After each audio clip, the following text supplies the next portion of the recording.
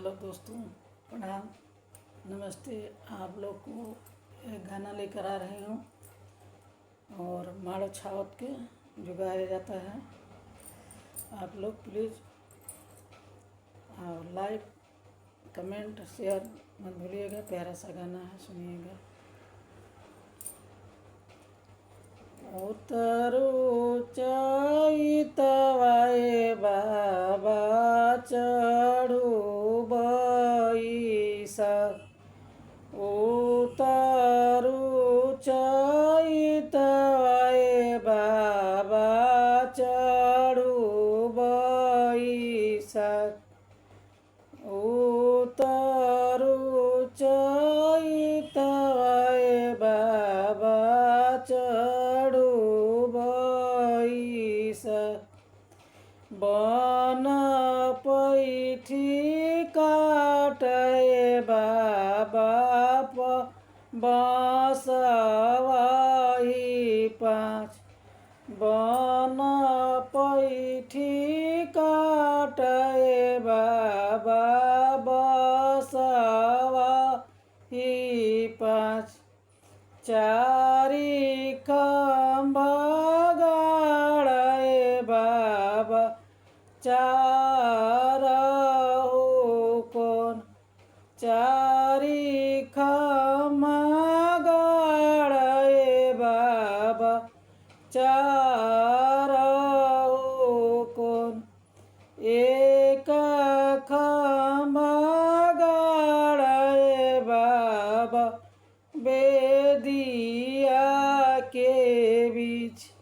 एक खम्भा गाड़े बाबा बेदिया के बीच। बन पैठी काटे पापा बसवाई पाँच। बन पैठी काटे पापा बसवाई पाँच। चारि खम्भा गाड़े बाबा पापा चारहु कोन। चारि खम्भा गाड़े पापा चारहु कोन। एक खम्भा गाड़े पापा बेदिया के बीच। एक खम्भा गाड़े पापा बेदिया के बीच। बन पैठी काटे बा चाचा बसवाई पाँच। बन पैठी काटे चाचा बसवाई पाँच।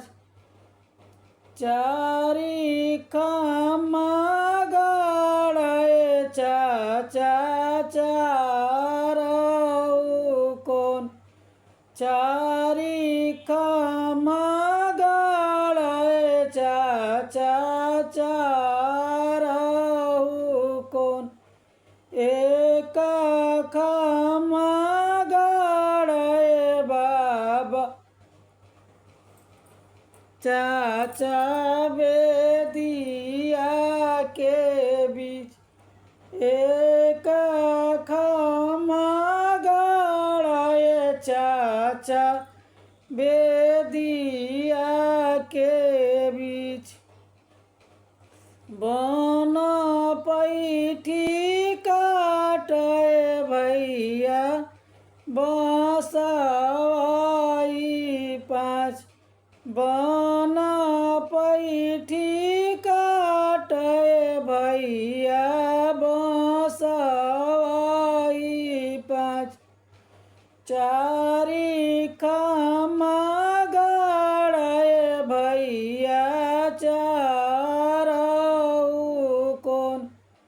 चारी खामा गाड़े भैया चारऊ कोन एक खामा गाड़े भैया बेदिया के बीच एक खामा गाड़े भैया बेदिया के बीच उतरू चैतवाए बाबा चढ़ू बैसाख उतरू चैतवाए बाबा चढ़ू बैसाख।